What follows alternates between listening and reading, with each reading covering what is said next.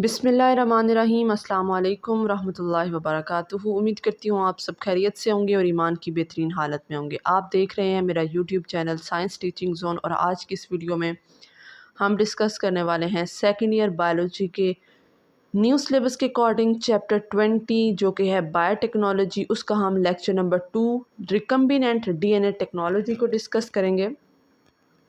इससे पहले टॉपिक में हमने रिकम्बिनेंट डीएनए को देखा है, लेकिन अभी हम दोबारा से इसको समझ लेते हैं कि रिकम्बिनेंट डीएनए जो टेक्नोलॉजी है ये होती क्या है।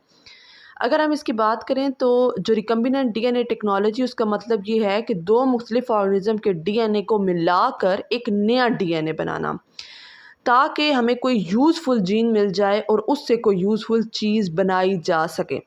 जैसे अगर हम डेली लाइफ में देखें ना, तो आपके पास एक यूएसपी है। यूएसपी को आपने एज अ प्लाज्मिड या वेक्टर के तौर पर देखना है, और एक इम्पोर्टेंट फाइल है। वो इम्पोर्टेंट फाइल आपकी क्या होगी? जीन ऑफ इंटरेस्ट होगी। अगर आप इस फाइल को यूएसबी में कॉपी कर दें तो यूएसबी अब वो फाइल भी कैरी करेगा। मतलब एक तो उसके पास ओरिजिनल फाइल थी, एक जो उसने उसकी कॉपी की है वो बड़ी फाइल भी उसके पास होगी। अब बिल्कुल इसी तरह प्लाज्मिड क्या है? आपके पास यूएसपी है। जीन ऑफ इंटरेस्ट आपके पास क्या थी? इंपॉर्टेंट फाइल थी। रिकम्बिनेंट डीएनए आपके पास क्या बना? एक तो यूएसपी के अंदर उसकी फाइल, यानी प्लाज्मिड के अंदर डिज़ायर्ड जीन डाल दिया जाता है, उसको हम क्या कहते हैं? Recombinant DNA. और ये जिस टेक्नोलॉजी के ज़रिए किया जाता है उसको हम रिकम्बिनेंट डीएनए टेक्नोलॉजी कहते हैं। अब हमारे पास आ जाते हैं इसके बनने के प्रोसेस के स्टेप्स। सबसे पहला स्टेप है आपके पास फॉर्मेशन ऑफ रिकम्बिनेंट वेक्टर या प्लाज्मिड। इसमें पहला पॉइंट आता है डीएनए क्लीवेज का। मतलब सबसे पहले ना साइंटिस्ट उस ऑर्गेनिज्म का डीएनए लेते हैं जिसमें वो डिज़ायर्ड जीन मौजूद होता है। मतलब फॉर एग्ज़ाम्पल ये हमारे पास एक ऐसा ऑर्गेनिज्म है जिसके अंदर जो ये वाली जीन है ना, यही हमें चाहिए, यही हमारी जीन ऑफ इंटरेस्ट है। इस ऑर्गेनिज्म को वो लेंगे। लेने के बाद ये रिस्ट्रिक्शन एंडोन्यूक्लियेज, इस एंजाइम को इस्तेमाल करते हुए उसको यूज़ करेंगे। ये एंजाइम वहाँ पर सीजर के तौर पर काम करेगा और उसको क्या किया जाएगा? कट किया जाएगा। कट करने के बाद अब ये जीन ऑफ इंटरेस्ट जो है वो आइसोलेट हो जाएगी। वहाँ से इस ऑर्गेनिज्म को उन्होंने निकाल लिया। डीएनए जो होगा ना वेक्टर का डीएनए, मतलब वो प्लाज्मिड भी हो सकता है, वायरल डीएनए भी हो सकता है, is also cut by using the same restriction endonucleases. क्या है? यही वाला जो एंजाइम जिससे हमने सोर्स के डीएनए को कट किया था, उसी एंजाइम से जो कि रिस्ट्रिक्शन एंडोन्यूक्लियेज है, उससे प्लाज्मिड को भी कट किया जाता है। इस तरह क्या होता है, जब हम इसको भी प्लाज्मिड को भी कट कर लेते हैं, सोर्स के डीएनए को भी कट कर लेते हैं, तो उससे क्या होता है कि दोनों के एंड्स एक जैसे बन जाते हैं, जिन्हें हम स्टिकी एंड्स कहते हैं। क्या हुआ? कंपैटिबल स्टिकी एंड्स बन जाते हैं। दोनों को एक ही एंजाइम से कट करने से दोनों अब क्या कहें? जीन ऑफ इंटरेस्ट और जो हमने वेक्टर लिया, जिस वेक्टर की हमने क्लीवेज की है, यहाँ पर प्लाज्मिड हो सकता है या कुछ भी हो सकता है। अब इसको अगर हम देखें ना, तो सेकंड स्टेप इसमें इसी में रिकम्बिनेंट वेक्टर बनाने में पहला हमने डीएनए क्लीवेज कर ली। दूसरा हमारे पास इसमें स्टेप आता है प्रोडक्शन ऑफ रिकम्बिनेंट डीएनए। अब हमने रिकम्बिनेंट डीएनए बनाना है, जिसे हम रिकम्बिनेंट वेक्टर भी बोलेंगे। जो हमारी जीन ऑफ इंटरेस्ट है ना, इसको हम इस वेक्टर के अंदर डाल देंगे। लाइक यहाँ पे ना पिक्चर मौजूद है, मैं आपको बताती हूँ। ये हमारे पास सोर्स का डीएनए, इसमें से हमने क्रोमोसोम्स हैं, इनमें से हमने एक डीएनए लिया। ये हमारी जीन ऑफ इंटरेस्ट है, इसको भी ले लिया रिस्ट्रिक्शन एंडोन्यूक्लियस की मदद से। और ये हमारे पास जो है ना एक बैक्टीरिया का सेल है, इसमें से हम ये जो है ना प्लाज्मिड, इसको ले लेंगे। ये हमने ले लिया। इस पे भी यहाँ पर हम क्या करेंगे? रिस्ट्रिक्शन एंडोन्यूक्लियस से इसको क्या कर देंगे? कट कर देंगे। तो इसके एंड और इसके एंड एक जैसे हो जाएंगे, स्टिकी एंड्स। फिर क्या होगा कि हम इसको इसके अंदर ऐड कर देंगे। अब देखें यहाँ पर हमने इसको ऐड कर दिया। अब यहाँ पर हमारे पास ये और तरह का प्लाज्मिड है, ये और तरह का, इसके पास लेक्सी जीन नॉन फंक्शनल है, इसके पास फंक्शनल है, इसके पास तो हमारे पास रिकम्बिनेंट डीएनए मौजूद है। अब हम इसको इन के अंदर डालेंगे, बैक्टीरिया सेल के अंदर। तो इनकी जो कॉपीज़ तैयार होंगी वो आइडेंटिकल होंगी जैसा हमने इसके अंदर प्लाज्मिड इंसर्ट किया था। अब इसको मैं आपको बता देती हूँ। ये क्या है कि जीन ऑफ इंटरेस्ट को हमने क्लीव्ड वेक्टर के अंदर डाल दिया। क्लीव्ड वेक्टर आपके पास क्या था जी, ये था, ठीक है।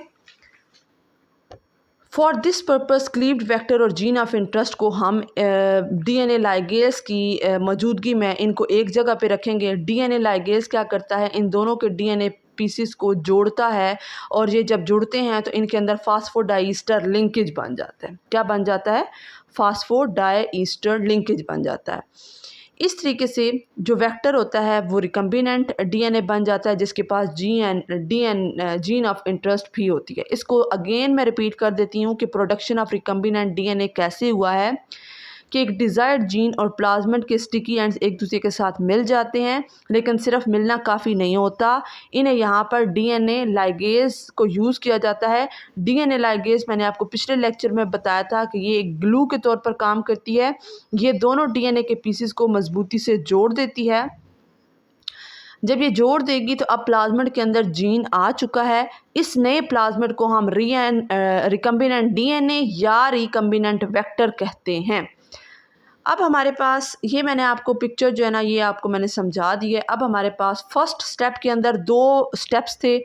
एक स्टेप आपके पास था डीएनए क्लीवेज, दूसरा स्टेप था प्रोडक्शन ऑफ रिकम्बिनेंट डीएनए।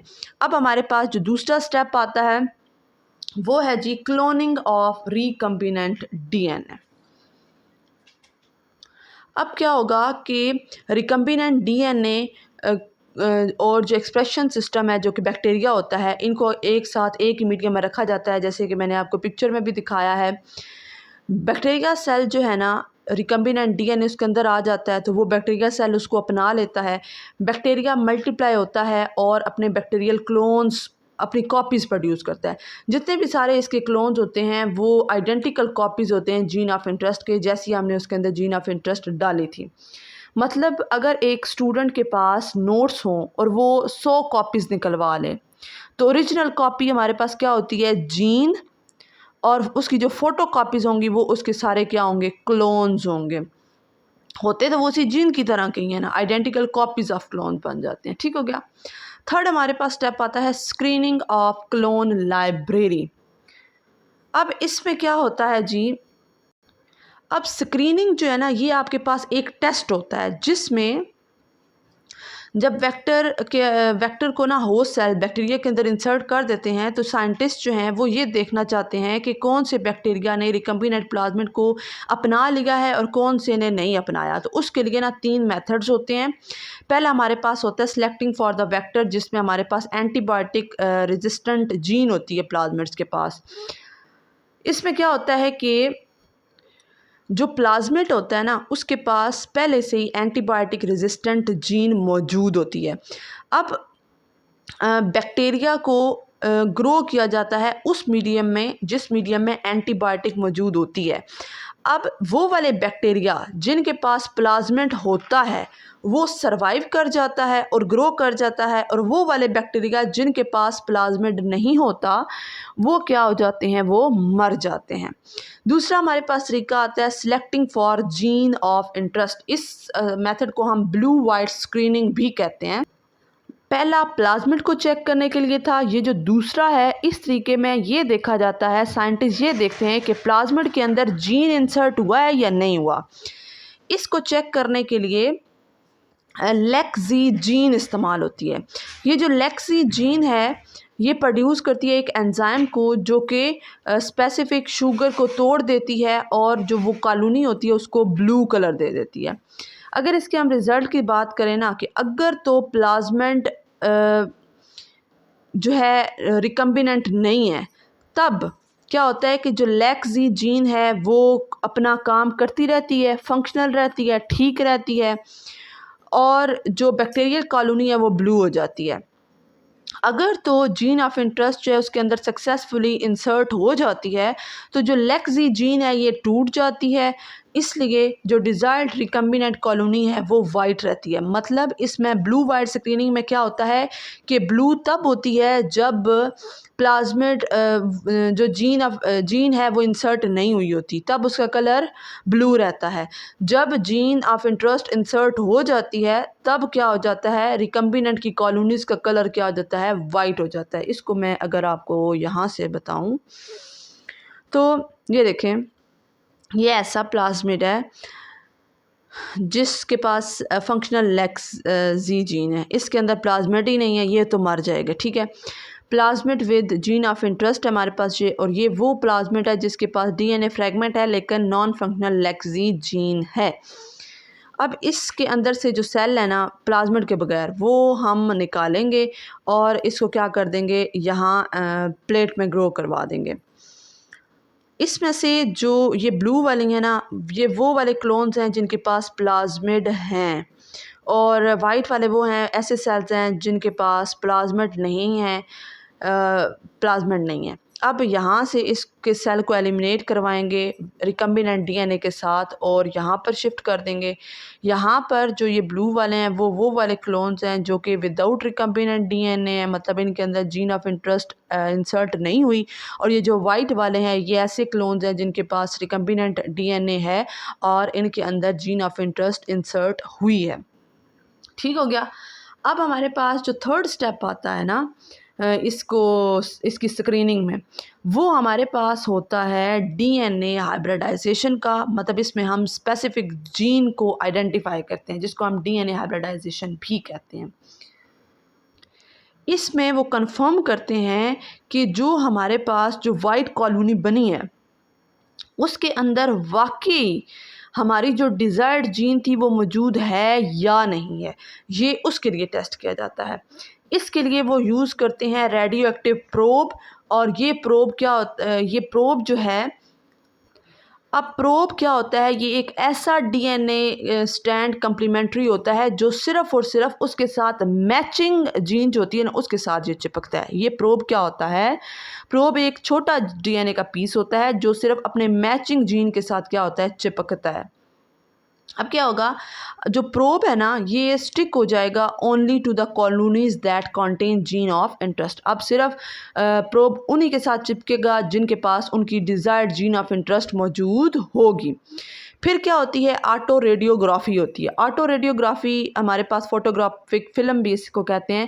اس سے کالونی کو آئیڈینٹیفائی کر لیا جاتا ہے ماسٹر پلیٹ کے اندر، مطلب اسکرین پہ دیکھ لیا جاتا ہے کہ کون کون سی ہیں، لائک یہ آپ کے پاس ہے یہاں پر جی۔ سب سے پہلا سٹیپ ہے آپ کے پاس کہ کلون آف بیکٹیریا وچ ہیو پلازمڈ، ان کو ایگر پلیٹ کے اندر گرو کروایا جاتا ہے۔ پھر جو ہے نا replica of plate is made by pressing the filter against, مطلب اسی ایگر پلیٹ کے اوپر فلٹر پیپر رکھ کے پریس کیا جاتا ہے تو جو کچھ سیلز ہوتے ہیں نا وہ اس فلٹر پیپر کے ساتھ اٹیچ ہو جاتے ہیں۔ اب یہ فلٹر پیپر یہاں پہ دکھایا گیا تھرڈ سٹیپ میں کیا ہوتا ہے کہ فلٹر پیپر کو واش کیا جاتا ہے سولوشن کے ساتھ جس کے پاس D nature D N a solution موجود ہوتا ہے، ریڈیو ایکٹیو لیبلڈ پروب۔ پھر پروب بائنڈ کر جاتا ہے ان سیل کے ساتھ جن کے پاس جین آف انٹرسٹ موجود ہوتی ہے۔ اب یہ فوٹوگرافک فلم ہے، صرف وہی کالونیز جن کے پاس جین آف انٹرسٹ پروب کے ساتھ ہوتا ہے وہ ایمٹ ہوتے ہیں ریڈیو ایکٹیو فلم پر، جو کہ اس فلٹر پر موجود ہوتے ہیں۔ پھر اس کا اور پہلی اور آخری کا کمپیریزن کیا جاتا ہے اوریجنل پلیٹ کے ساتھ آئیڈینٹیفائی کرنے کے لیے کہ کلون کے پاس جین آف انٹرسٹ موجود ہے یا نہیں ہے۔ یہ اوورال ہمارا جی آج کا ٹاپک تھا۔ اگر میں آپ کو اس کی کمپلیٹ سٹیپس کو بتاؤں کہ آپ نے امیجن کرنا ہے کہ آپ کو مینگو کا بہترین بیج چاہیے، ٹھیک ہے، کہ سب سے اچھا والا بیج کون سا ہے جس کو ہم گرو کروائیں تو ہمارے پاس اچھی پروڈکشن ہو۔ پہلے آپ کیا کریں گے، پہلے آم میں سے بیج نکالیں ہیں۔ جو اچھا آم ہوگا نا آپ کو لگے گا کہ یہ اچھا آم ہے، یہ بڑا بھی ہے، اس کا ٹیسٹ بھی اچھا ہے، آپ اس آم کو لیں گے، اس آم سے آپ کیا کر لیں گے، بیج نکال لیں گے۔ اس پروسیس کو کیا کہا جاتا ہے، جین آئسولیشن، کہ اس میں سے جین کو نکال لیا آپ نے۔